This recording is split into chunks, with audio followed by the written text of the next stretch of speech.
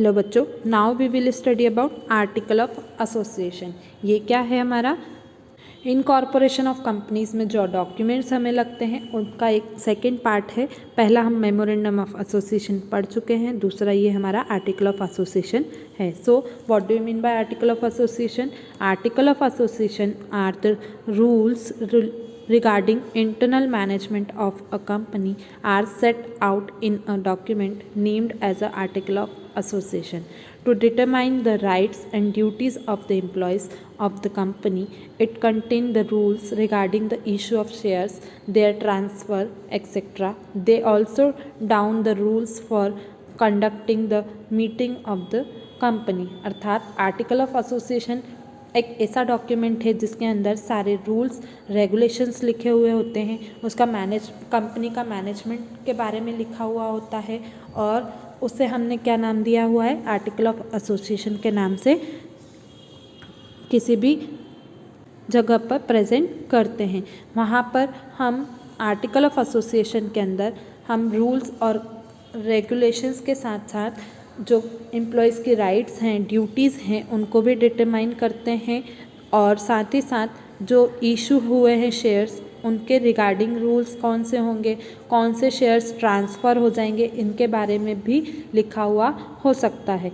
और साथ ही साथ इसमें जो रूल्स होते हैं मीटिंग कंडक्ट करने के, उसके बारे में भी लिखा हुआ होता है। इन शॉर्ट कंपनी के जितने भी रूल्स रेगुलेशंस होंगे उन सब के बारे में आर्टिकल ऑफ एसोसिएशन में लिखा हुआ होगा।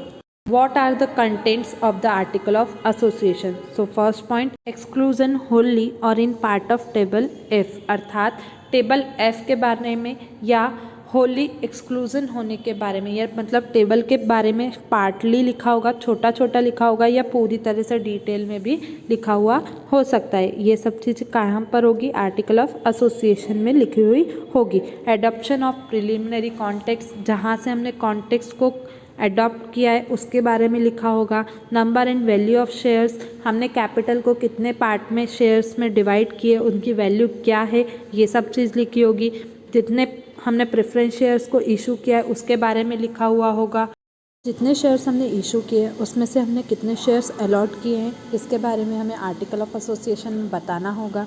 इसके बाद में आता है नेक्स्ट, कॉल्स ऑन शेयर्स, यानी हम शेयर्स की जो वैल्यू है उसे कॉल पर बुलाते हैं, तो एप्लीकेशन पे कितना अमाउंट बुला रहे हैं, इसके बाद में अलॉटमेंट में कितना बुला रहे हैं, और फर्स्ट कॉल पे कितना बुलाएंगे, और फाइनल कॉल पे कितना बुला रहे हैं, ये सारी वैल्यू उस पर एसोसिएशन में लिखी हुई होनी चाहिए।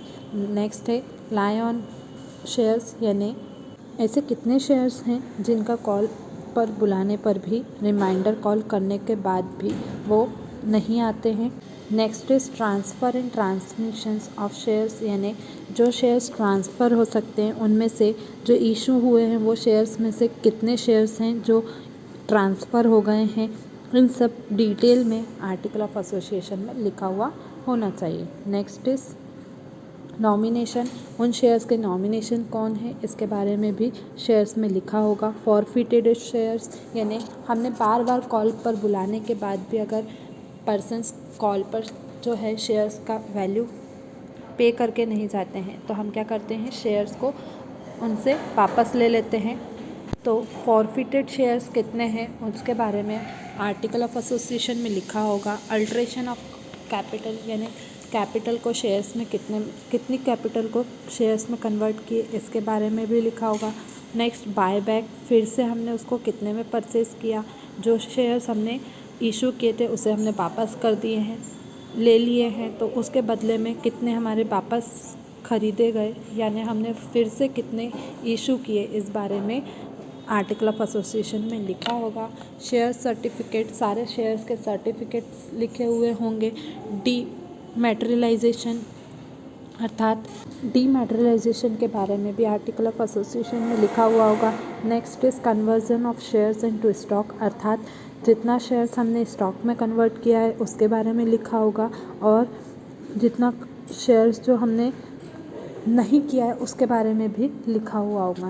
साथ ही साथ next point that is voting rights and proxies, अर्थात आर्टिकल ऑफ एसोसिएशन में वोटिंग राइट्स के बारे में भी लिखा हुआ होगा कि कौन पर्सन्स यहाँ पर वोट कर सकते हैं और कौन पर्सन वोट नहीं कर सकते हैं। Now next that is meeting and rules regarding committees. हमारे कंपनी में अलग अलग कमिटीज़ फ्रेम की जाती है, तो उनकी मीटिंग, उनके रूल्स के बारे में हमें लिखा हुआ होगा। Directors, their appointments and delegations of power, अर्थात आर्टिकल ऑफ एसोसिएशन में रूल्स और रेगुलेशंस लिखे होते हैं, उनके डायरेक्टर्स के बारे में लिखा होता है, तो उनके अपॉइंटमेंट कब हुए, कब से कब तक के लिए उनका ड्यूरेशन पीरियड है और उनकी क्या पावर उनके पास में होगी, इसके बारे में आर्टिकल ऑफ एसोसिएशन में लिखा हुआ होगा। नॉमिनी डायरेक्टर्स, अगर वो डायरेक्टर कहीं पर ट्रांसफ़र होते हैं या ये जो डायरेक्टर्स हैं वो रिटायर होते हैं, तो उनके नॉमिनी कौन होंगे। इन केस अगर उनकी डेथ हो जाती है तो उनके नॉमिनी कौन होंगे, इस चीज़ के बारे में भी आर्टिकल ऑफ एसोसिएशन में लिखा हुआ होगा।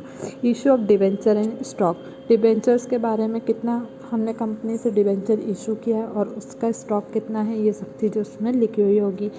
ऑडिट कमेटी के बारे में लिखा हुआ होगा। Managing directors, whole time directors और मैनेजर कितने हैं, सेक्रेटरी कौन है, सबके बारे में लिखा हुआ होगा। साथ ही साथ एडिशनल डायरेक्टर्स अगर कौन है तो उनके साथ में उनकी रेम्यूनरेशंस क्या है, इन्हें सैलरी कितनी है उनकी, इसके बारे में भी लिखा होगा। डायरेक्टर्स की मीटिंग कब होगी, कैसे होगी और कितनी बार हो सकती है, इसके बारे में भी लिखा हुआ होगा। सील कौन सी है हमारी कंपनी की, ये कॉमन होती है, कॉमन सील होती है, इसलिए कंपनी की सील के बारे में भी आर्टिकल ऑफ एसोसिएशन में लिखा होगा। जनरल मीटिंग कब अपॉइंट की जाएगी, कब उसकी मीटिंग को हेल्ड, कौन उसको हेल्ड करेगा, ये सब चीज़ लिखा है। और किससे कौन सी पावर हमने बोरो की है, इसके बारे में भी इस आर्टिकल ऑफ एसोसिएशन में लिखा हुआ होगा। तो इस तरह से ये टोटल 28 पॉइंट्स हैं जो कंटेंट में आर्टिकल में लिखे हुए होते हैं और इससे सारी कंपनी की डिटेल इन्फॉर्मेशन पता लग जाती है। सो यहाँ पर आपका ये टॉपिक कंप्लीट होता है। Thank you.